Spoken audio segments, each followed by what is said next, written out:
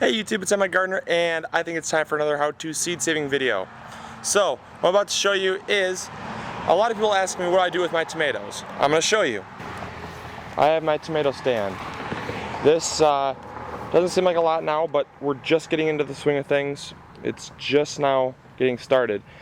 This is after I give away all my tomatoes that I can possibly give away.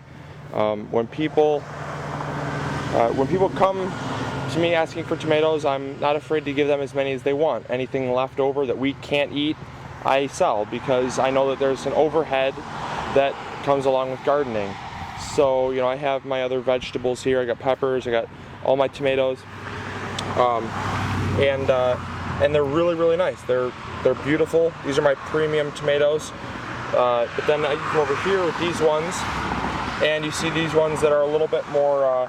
You know, you got some scarring, you got some cracking up here. Doesn't affect the flavor, but you know, it kind of is visually not as appealing. And occasionally, sometimes they won't sell. You know, and I'll wait, maybe give this one another day or two. There's nothing wrong with it, obviously. So when I start to feel that there might be something wrong with it, or it's violating a health code or something, I'm obviously going to pull it, because I want people to come back. I want quality. So with that in mind, I pull anything. But here's my sign, courtesy of my father. He got these. He's got this sign made up, and it is. It's pretty cheap to do, but the only reason why we got that is because he is a professional photographer, and he has access to those kind of things. But anyways, so before a lot of cars come, I'll explain. You know, when I pull these tomatoes that are, you know, cracked or whatever, that people don't buy, I'll pull them, and that's what I save seeds from, because they're still perfectly fine, and they're very fine to be used. Alright, so I'm going to teach you how to save tomato seeds. Now, the first step is to find a tomato that's fully mature. You want to let it ripen as much as possible without letting it obviously turn to mold. You want a tomato that is free of blight. This tomato obviously has no blight, no scabs. It's a very healthy tomato, aside from, you know, the scabbing up here, which was due to the drought we had. But it is a fully mature tomato. It's an heirloom.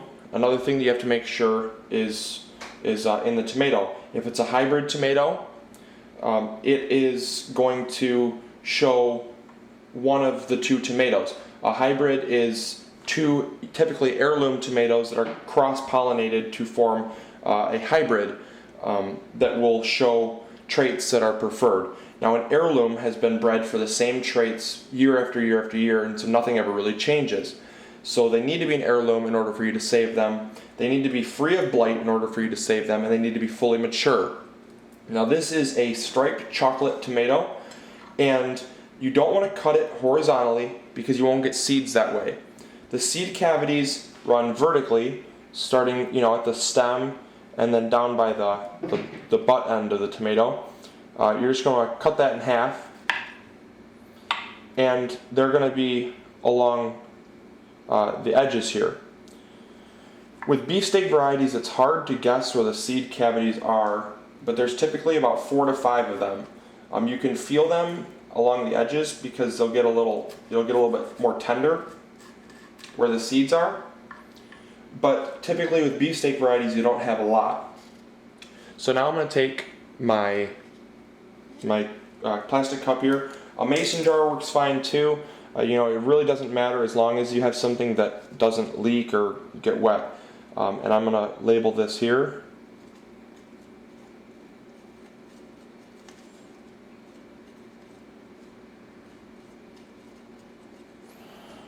Striped chocolate. And one reason you're going to want to do the fermenting method, which is the method I'm teaching you, is because the fermenting method will remove the seed coating from the seed. The seed coating is that, that gel around the seed. It's a sprout inhibitor, because in nature the plant doesn't really, it doesn't want all of its seeds to be clustered together, because it will overcompete once they all sprout. So it will naturally, it will put a sprout inhibitor on the seed coating, or on the seed itself, to kind of allow some time to have the seeds dispersed, so that they're not all together in a big clump. And when the fruit drops off the vine, naturally it will rot on the ground, and that is the fermenting process. The rotting of the fruit is actually what is taking off that sprout inhibitor. So all I'm doing here is I am scraping out the seed cavities, all of the the slime, the gush. You don't want the meat. The meat can be frozen if it's still moderately good, if it hasn't gone bad.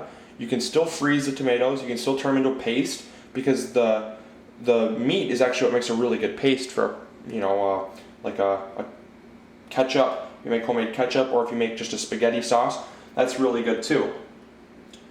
So I'm just scraping these in here, and occasionally you can give it a nice squish too, get some of that juice, because the juice is going to help the fermenting process. You don't want just the seeds. You want some of the other meat and stuff in there, or some of the other gush. You don't want the meat. But it's going to help the fermenting process, because you want it to form a mold. Now, generally mold is not good, but in this case the mold is definitely beneficial. So you have kind of a slurry of seeds and pulp and stuff in the bottom there, if you can see that. And that has probably about 50-60 seeds in there. So now what I'm going to do is I'm going to bring you over here to the sink, and I'm just going to fill about a 1-to-1 ratio of seed pulp to water. So now you see there, you have a fair amount of water in there. And you can't see it because it's it's an opaque container, but I have it filled up to about that first line there, which is about a 1-to-1 ratio. I'm not really too concerned about it. And then what you're going to do is you're going to take a coffee filter, much like this one that I've already got prepared. You're going to take a coffee filter and put it over the top there. And this one has already been fermenting for about 3 to 4 days, so it's got its mold. I scraped the mold off, and it's fully fermented. It's ready to go. So I'm going to open this one up. I'm going to cover that one, and then I'll show you your next step in fermenting the seeds.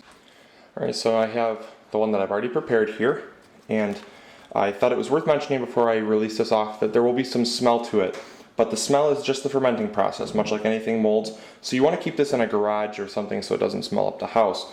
Otherwise, if you're a husband, you'll probably be sleeping in the dog house or the couch, and if you're a kid, your mom will probably take away your TV for a little bit, so you don't want to stink up the house. It's not a smart idea. But the smell is natural, like I said, and you want to allow air to get to it. That's why I chose the coffee filter, because it allows some air to get in, but it doesn't allow a whole lot of air to smell to get out. It kind of holds the smell in, and that's really key, because you don't want it to go anaerobic. You want aerobic bacteria to kind of occur, because every once in a while you're going to want to kind of swish it around in here, kind of mix things up, and that'll kind of mix some air in there, because if it gets aerobic, it's going to really stink, and it actually is going to harm the germination rate of your seeds, because the aerobic bacteria is just going to create a mold, and it's going to break the seed coating. Anything more, such as anaerobic bacteria, like if you completely covered it and there was nothing, no way to get air inside the container, it's going to stink to high heaven, and it's going to ruin your seeds. So I would never recommend covering it. Like if you use a mason jar, just use the coffee filter. Don't put the mason jar lid on. It's a really bad idea. Did it last year, and I got very poor germination out of the seeds. So I'm going to release this, and as you can see, there's a significant mold on the top. After I just got rid of this mold about 2 days ago, and it's already formed again. So what you're going to do is you're just going to, number one, take out your your sink cover there, and your mold is going to be on the top. I'm going to grab a spoon. So so I can scrape this off here. And you don't need to be concerned because all of your seeds have sunk down to the bottom there. This mold is completely healthy. So you're going to scrape that out. Anything floating is a non-viable seed, so you don't need to worry about that. You're just going to kind of mix it up. And that stinks. But it's necessary. Okay, so I got most of that mold out. It's not a big deal. Now what you're going to do is you're going to take your strainer and you're going to pour the seeds and everything right in there. Make sure you get all your seeds out.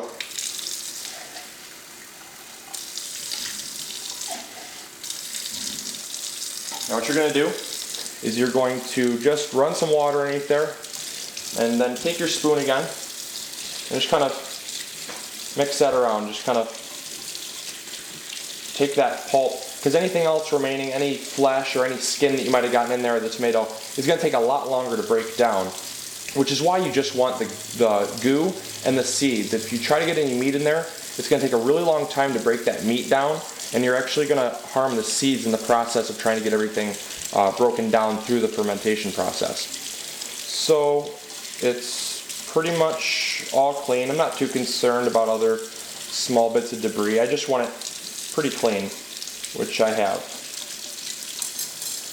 Now what you're going to do is you're going to actually spoon it back in to the cup here, because I'll show you the next process. Fill the cup with water, pretty full, and so if I zoom in, you can actually see some of the floating debris. That floating debris is obviously debris you don't want, and since it's floating, it makes it really easy to clean the seeds further. This step is not necessarily necessary, but however it is desirable. All the viable seeds are down at the bottom of the cup. And again, you can pour this as well again, and there you go. So all the water's out, and all the seeds are in the bottom. And now what you're going to do is you're going to come over here and you're going to probably zoom the camera out. Sorry about that.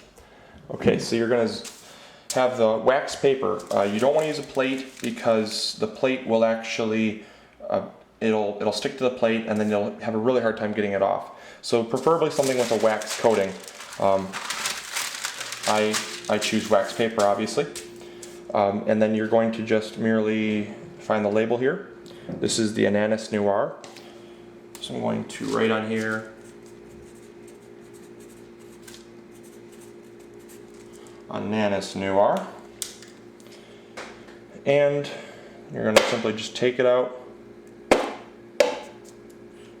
whoopsie, whoa, explosion. All right. And you're going to get all the seeds out. Now all you have to do is simply take a spoon and just spread it out. And these can be further declumped, if you will. Once they dry, you can just roll them through your fingers and they'll just declump perfectly. But as is, you're all set. They're completely refined, and I'll even show you a close-up to show you that the seed coating has been removed. There's no goo left on them. So I'll get you a clump here, and I'll zoom you in.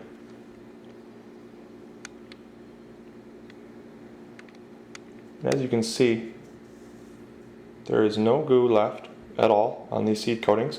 They're completely free of the sprout inhibitor, and now they can be put in a plastic bag after dried for about 48 hours. You're going to want to let them dry for about 48 hours so they don't have any moisture in them, so they continue molding. You want them to be obviously brittle, and then you're all set. So hopefully you enjoyed this video. Hopefully you learned something. And as always, this is MIgardener reminding you to grow big or go home. Catch you guys later. See ya. Bye.